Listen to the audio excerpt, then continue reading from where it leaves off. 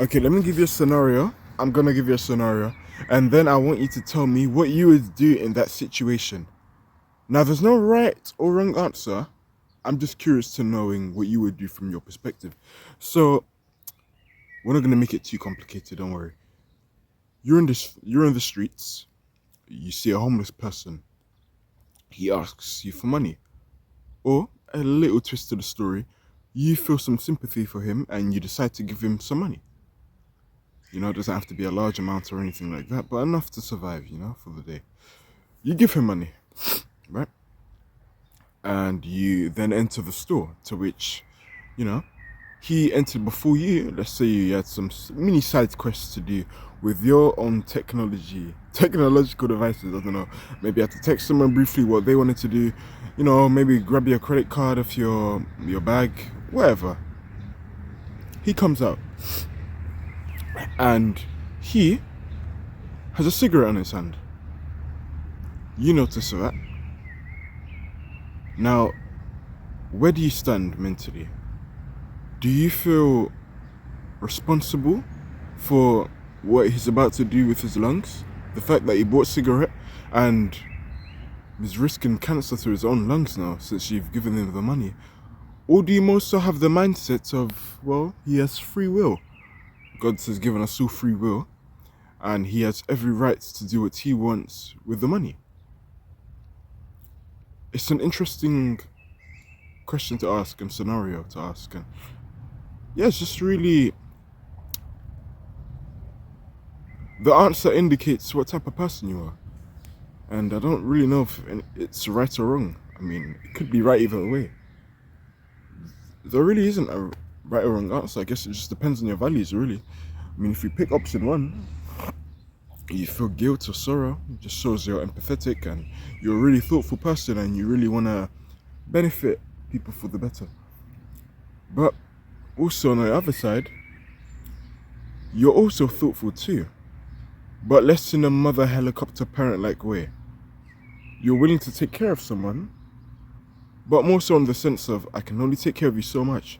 Then you need to become your own independent lion, to which homeless people are, the majority. I'm well aware the youth who are unfortunate to have their own houses. Like, even dogs are like that sometimes. But I'm just assuming most homeless people are quite elderly. Say like 30, 40, 50 plus, which is crazy to say. I'd imagine the person who would choose option B would also have the mentality of, well, you're old enough to make your own decisions, so here you go. And then you do what you want with the money. And I'm not going to answer which part would I prefer. In fact, you know what, I will. And both reasons for picking either option one or option two are absolutely valuable. So there is no right or wrong answer. It's brilliant. Personally, for me, and this is coming from someone who would, give money many times in the past, I think it's a beautiful thing to do, you know. And, the Bible heavily promotes it. I know, I'm well aware the Quran does the same thing also with they have a pillar of zakah when they donate 2.5% of their income. I'm aware of that, and I'm a Christian, right? So often heavily praised to give, and I feel good doing it. I've never had regret giving away, so it's something I will do for the rest of my life, just giving back to people.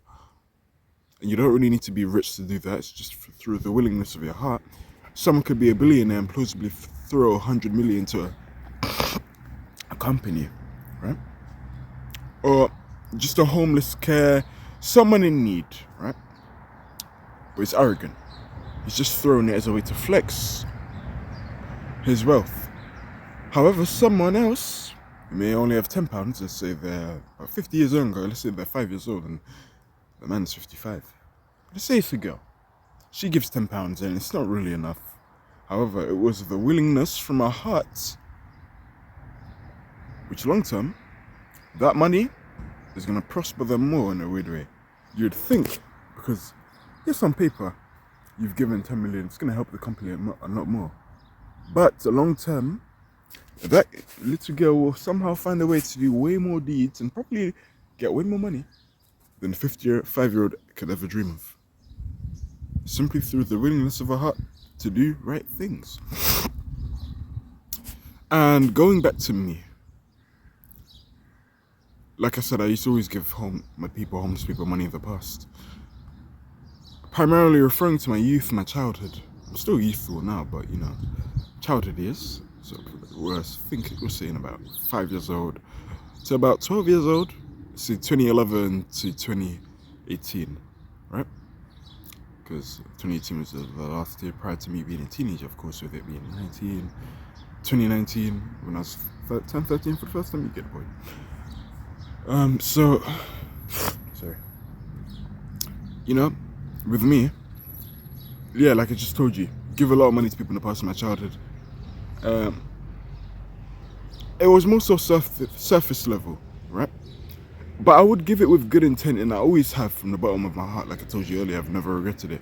But as I become more thoughtful, and as a 19-year-old now, moving on to 20 in about nearly 9 months' time, which is absolutely crazy to actually be considered a full adult finally. I always wanted to be an adult when I was a kid. And yeah, so just being treated like an adult, it's a good feeling, man. As you grow older, 19 now, and honestly I relate to a lot of people who are even decades older than me now.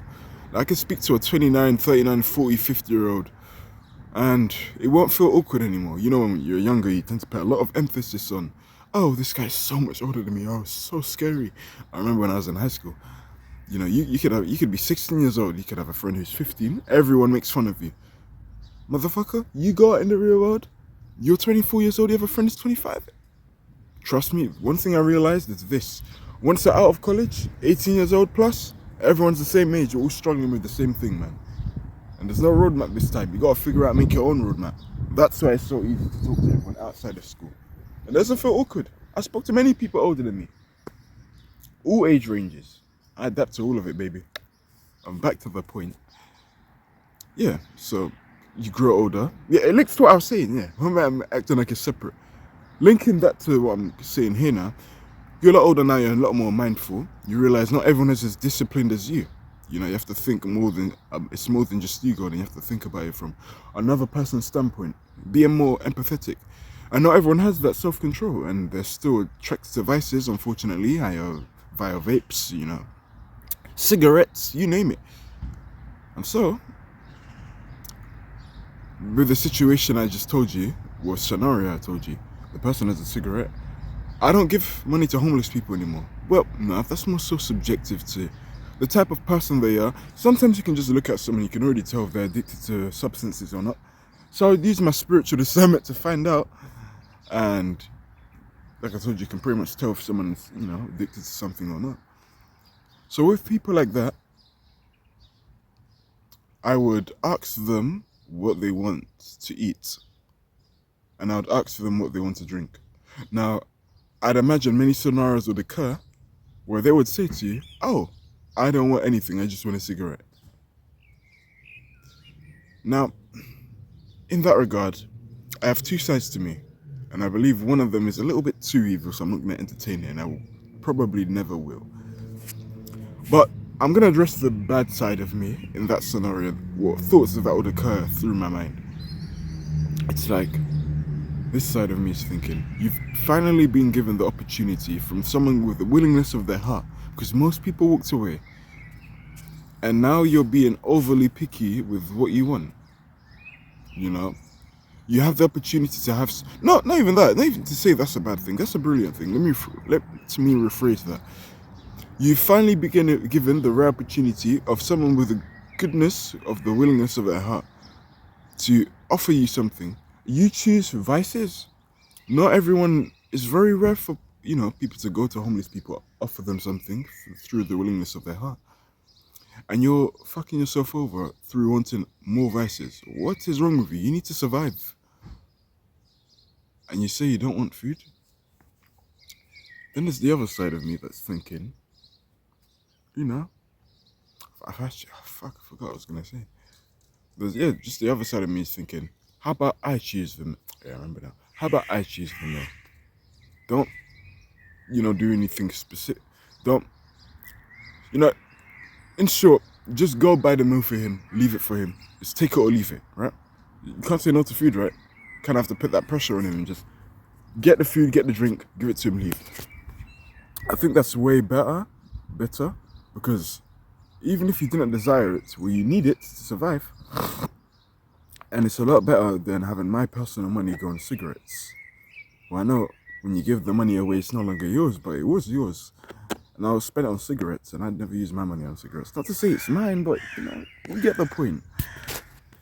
There's not really a right or wrong answer to it. It's just mixed of feelings. And I think I've created a great debate segment in the comment section. Fuck off, prick. You see that fly? Get the fuck out of here. Camera didn't pick up on it. Fuck. But yeah, I think that's a great segment to debate some of the comments now. What would you do? There's no right or wrong answer. I mean, either way, you were being thoughtful, so don't be ashamed to. Damn this girl. State your opinion. I'm gonna move away from it. Too many flies piss me off. You know? Each answer, there's no right or wrong, like I said. It's just shows a judgment of your character. And you're thoughtful with both options anyway, so that's something to be proud about and applaud yourself. And yeah, let's debate.